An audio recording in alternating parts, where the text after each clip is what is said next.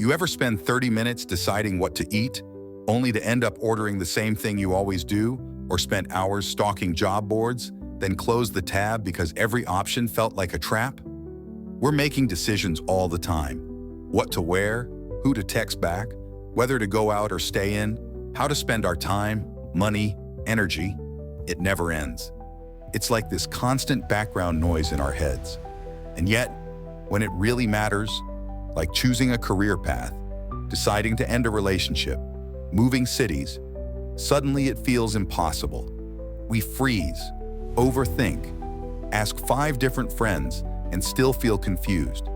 If you're in your 20s and feel like decision-making is basically one big anxiety spiral, you're not broken, you're just human. This is your guide to making smarter, clearer, faster decisions in your 20s without losing your mind. Chapter 1. Why decisions in your 20s are tough. First things first, why does making decisions feel so draining? It doesn't feel like just a small choice. It feels like whatever you pick could shape your whole life. You're not just picking a job, you're setting the tone for your entire future. You're not just dating someone, you're potentially wasting years of your life. You're not just moving to a new city, you're either being bold and brave or making a huge mistake. The pressure is unreal. And because we're constantly comparing ourselves to everyone else on Instagram, TikTok, LinkedIn, it's easy to feel like there's a right path we're supposed to find. One decision to unlock the perfect life.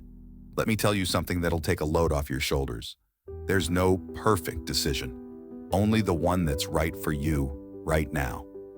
Chapter 2. Clarity before choice. Know what you actually want. Here's what no one tells you in your 20s. Most of us are making decisions based on what we think we should want, not what we actually want. Let's say you get 2 job offers. Job A offers a higher salary, but it's in a city where you don't know anyone and you're not sure you'd like the lifestyle. Job B pays a bit less, but is close to home, near family and friends, and the team culture seems amazing. Which should you pick? Well, that depends. What matters most to you right now? If financial growth is your top priority, maybe Job A is the right move. If community and support are your priorities, Job B might be the better fit. The same goes for everyday decisions, like picking a vacation spot. If you know you love sunshine and lounging by the ocean, choosing a chilly mountain cabin probably isn't going to make you happy, no matter how beautiful the photos are.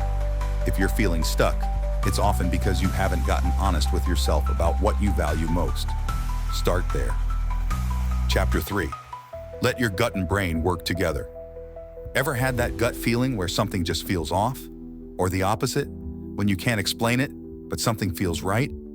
Your gut is powerful. It's your subconscious picking up on things before your brain catches up. Trust it. But don't let it drive the whole car. Like, you might fall in love with an apartment because it has exposed brick and great lighting, but your brain should remind you it's 40 minutes from work and doesn't allow pets. Gut says, it's nice. Brain says, you'll hate this in 2 weeks. The sweet spot? Let your gut make the first impression, but let your brain do the background check. Chapter 4. The 10-minute rule to stop overthinking. You ever stay up until 1 a.m. playing out every possible outcome of a decision, like some kind of mental choose-your-own-adventure game? We all do it. Here's a simple tool. The 10-minute rule. Set a timer for 10 minutes. Sit down, fully focus, no distractions. Think it through, not around and around. Write pros and cons. Feel your feelings. Picture each option. When the timer ends, make a call. It's not magic, but it does stop the endless looping. You give your decision-making a container, and that creates clarity. If it's a huge decision, do 10 minutes a day for 3 days max. Then decide. Chapter 5. Stop worrying about making a mistake. Let me just say this loud and clear. You will make some wrong decisions, and it will be fine. You'll take a job you hate. Date someone who wasn't it. Move somewhere that doesn't feel like home. That's not failure. That's feedback. You act like every choice is permanent. Like if you mess this up, you've ruined your life. Almost nothing is irreversible in your 20s. You can pivot. You can change your mind. You can course correct. Mistakes are how you figure out what actually works for you. So if fear of failure is keeping you stuck, that's not protecting you. That's paralyzing you. Chapter 6. The 80-20 Rule. Let's talk about overwhelm. Decision overload. Like when you're buying a laptop and end up with 17 tabs open comparing battery life, screen brightness, and whether or not it has a fingerprint scanner.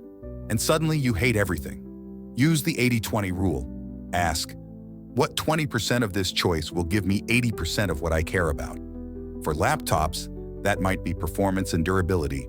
For jobs, maybe it's pay and growth potential. For dating, maybe it's emotional safety and shared values. Stop sweating the extra fluff. Most of it doesn't impact your happiness in the long run. Chapter 7. Be okay with good enough instead of perfect. At a point, we've all said, I'll wait until I find the perfect time. Perfectionism is sneaky. It sounds smart, responsible, noble, but perfection is a myth. It keeps you stuck. And your 20s? They're not about perfection. They're about progress. Good enough is powerful. The apartment doesn't have to be perfect, just safe and within budget. The job doesn't have to be your dream job, just a step forward. The decision doesn't have to feel 100% right, just right enough to move, because clarity often comes after you move, not before. Chapter 8. Step away when you're stuck. Sometimes the best way to make a decision is to stop thinking about it. Seriously. When your brain feels like it's tangled in wires, walk away. Go outside, watch a movie, cook something. Do anything that gets you out of analysis mode. Because sometimes the answer is already there. It just needs space to rise to the surface. You'll come back with a clear head and suddenly go, oh, it's obvious now. It's giving your mind a break to do its thing. So, let's recap. 1. Get clear on what you really want, not what others expect. 2. Let your gut and brain work together, not against each other. 3. Use the 10-minute rule to stop overthinking. 4. Mistakes are lessons, not the end. 5. Focus on the 20% that matters most. 6. Good enough is the real superpower. 7. And when you're stuck, walk away. Breathe. Trust clarity will return. You don't need to have it all figured out. You just need to keep moving forward, one smart, honest decision at a time.